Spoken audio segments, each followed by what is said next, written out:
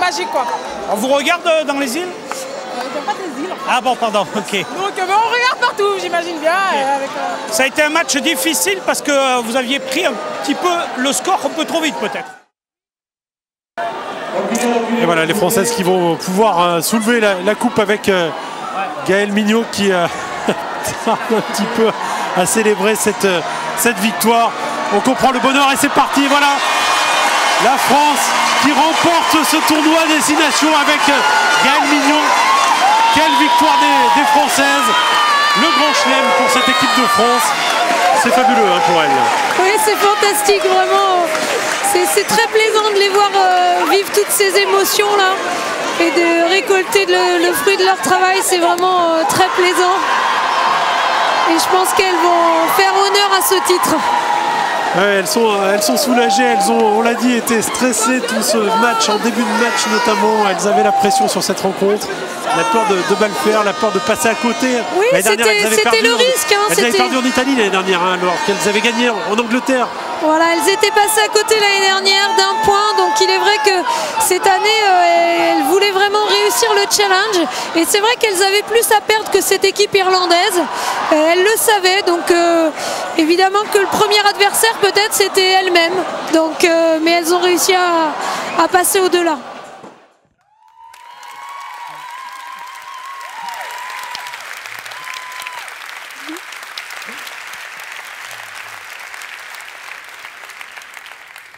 Merci. Ce que vous venez de voir, c'est une arrivée. C'est de l'amour invasif. C'est l'essence du collectif. C'est de l'union, de la communion. C'est la puissance du maillot. Je l'aime, mon maillot. Mon maillot, c'est comme une seconde peau qui est infusée en moi comme un sachet de thé. Puis j'ai été imprégné des valeurs de mon infusion. Celle de ma famille, évidemment, mais de mes amis aussi, et puis l'infusion rugby. 30 sélections en équipe de France, gagnante du Grand Chelem en 2014, 3e de Coupe du Monde, 5 boucliers de Brennus.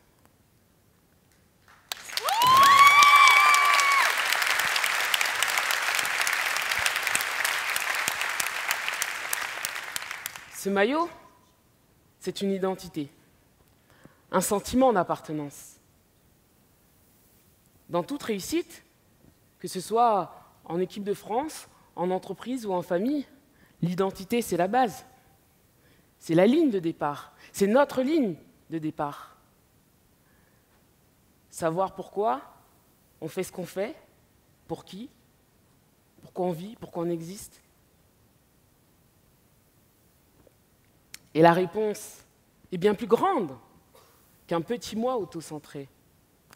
Là, la réponse est pour le maillot.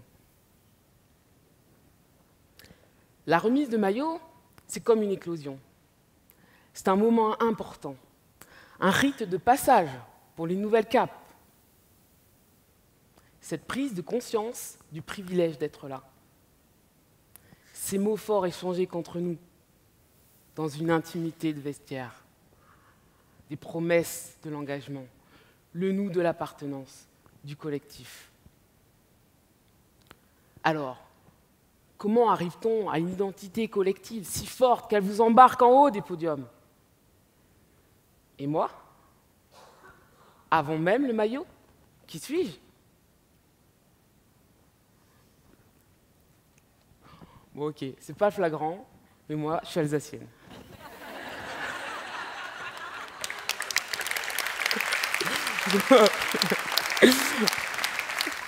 Ok, ça vous fait rire. Des origines africaines, c'est plus visible, rassurez-moi. Avant, je jouais au basket. à un bon niveau. Mais j'avais envie d'évoluer, j'avais envie d'aller le plus loin possible. Pour ça, il a fallu quitter l'Alsace. Donc à 18 ans, me voilà parti pour le sud de la France, direction Montpellier. Là-bas, je savais qu'ils recrutaient, alors attention, je vous parle toujours de basket, pas encore de rugby. C'est qu'à la fac de sport que je rencontre Yannick Lianga lors d'une initiation rugby. Initiation rugby, je me suis vraiment amusée, vraiment éclatée. Je me suis dit, super, le rugby, c'est pour moi. Mais quand même, j'ai mis l'idée de côté. Pourquoi? J'avais trop peur des candidatons. Ce n'est que 2 ans plus tard que je rencontre l'équipe de rugby féminin de Montpellier. Entre nous, c'est la première fois que je voyais des filles avec des épaules aussi carrées que les miennes. C'est vraiment top.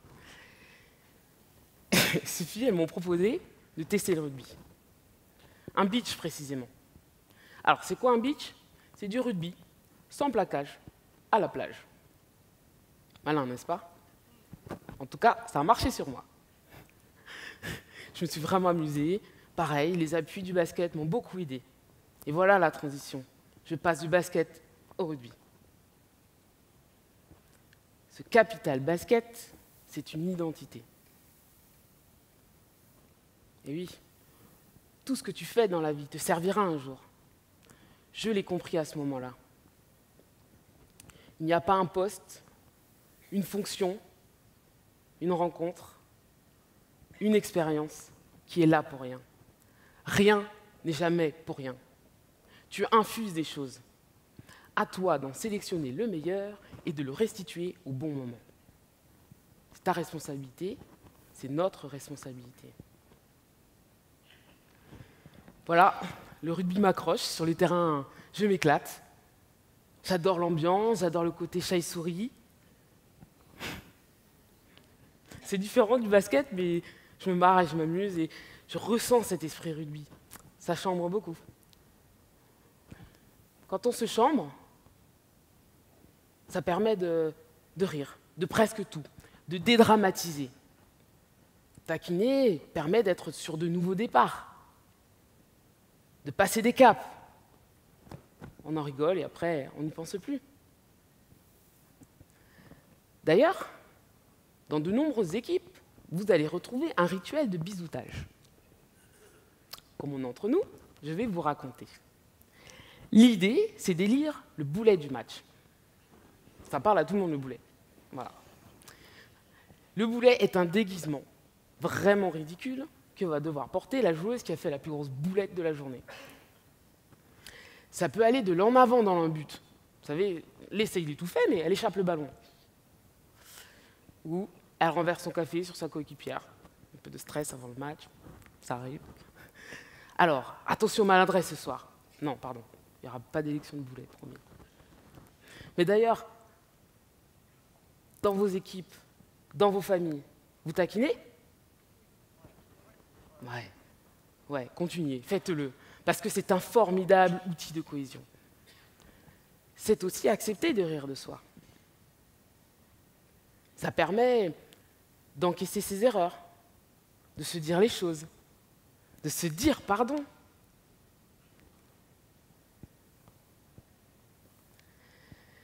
L'identité rugby, c'est aussi la motivation, la force du collectif, la dynamique tribale. Vous savez, cette ambiance extraordinaire des stades pour certains, le haka pour les autres. Ces promesses d'engagement. Une vision très forte de réussite collective. Un grand rêve partagé par toutes, gagner. L'objectif premier sera toujours gagner. Gagner avec la manière, gagner avec honneur, gagner avec fierté. Le rugby est un combat. Le rugby façonne des femmes, le rugby façonne des hommes. Quand on rentre sur le terrain, c'est jamais pour faire match nul. Ça arrive pas au rugby, ça n'existe pas. Faut dire qu'on s'en prend toujours plein la tête. Alors, on va pas se rentrer dedans pour la photo? Non, c'est pour gagner. La gagne, ça se nourrit de la motivation de l'équipe. Plus le groupe est motivé, plus la gagne, elle se diffuse. L'énergie, ça se diffuse. L'envie, ça se diffuse. C'est palpable dans un vestiaire. Parfois, ça se jouera sur un discours d'avant-match. Un discours d'avant-match, ça doit parler à tout le monde. Les valeurs, l'identité, pourquoi nous sommes là, comment collectivement on a décidé de le faire. Et bien sûr, l'appartenance au groupe.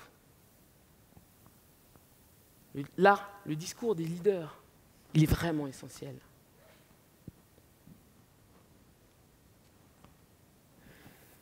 Se sentir en place et à sa place. C'est la ligne de départ de grande réussite collective. Quand j'ai commencé, j'étais pilier. Mais avec l'intensité, l'exigence du haut niveau, j'ai perdu 20 kilos. Je suis passé 3e ligne. Ouais. La 3e ligne, qu'est-ce que c'est? La 3e ligne, c'est le pompier de service. C'est la garde rapprochée. C'est une équipe dans l'équipe, parce qu'on est 3 coéquipières complémentaires. La 3e ligne, elle peut courir vite, elle peut rattraper pour plaquer. Elle est vraiment importante en touche. Elle va gratter des ballons. Bref, cette 3e ligne, c'est un électron libre qui s'adapte au jeu.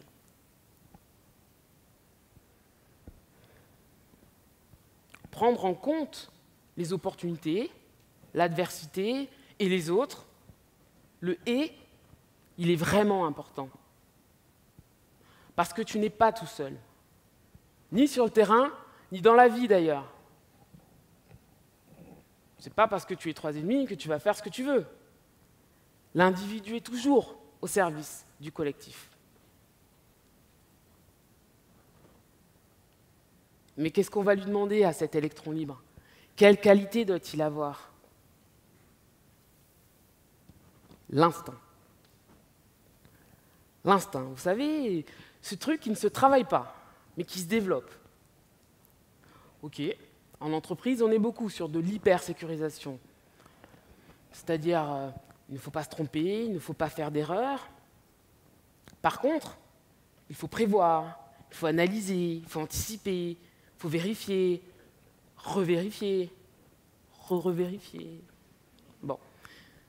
Eh bien, au rugby, j'ai constaté que mon meilleur conseiller était souvent mon instinct. En match, si j'étais trop dans le cognitif, trop dans la réflexion, ben j'étais moins efficace. Trop scolaire. Il y a toujours la combinaison qu'on va apprendre, travailler, répéter aux entraînements pour automatiser les choses. Mais l'instinct prime toujours. Parce que sur le terrain, ça va vite et que tu ne peux pas tout prévoir. Mais pour que cet instinct prime, il est nécessaire de se faire confiance. Pour pouvoir y aller quand je le sens, quand je vois un trou, j'y vais. L'instinct, instinctivement, j'ai confiance, je sais que ça va suivre.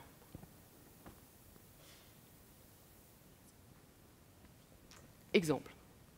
Un ballon aérien vient. Vous êtes sur le terrain avec moi? Le ballon aérien, il vient. Il est pour moi, c'est dans ma zone. Et puis j'entends « J'ai !» Oh. J'ai une coéquipière qui s'annonce. Instinctivement, je vais me décaler. Elle va le prendre, le ballon. C'est qu'elle a vu quelque chose. J'ai confiance en elle, elle va le prendre. On part toutes du même postulat mental. Tous pros, tous responsables, tous dans la meilleure intention. On a toutes envie de bien faire. L'important, c'est que l'équipe aille dans la même direction, suive cette décision. Si vous avez mis en place la cohésion du groupe avant, chacune trouvera sa place au moment venu. On dit que l'instinct sait ce que la tête n'a pas encore compris.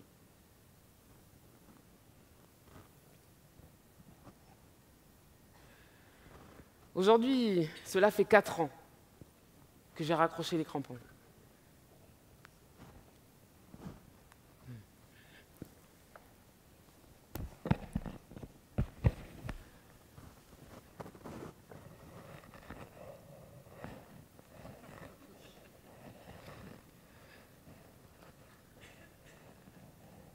Certains appellent ça la petite mort.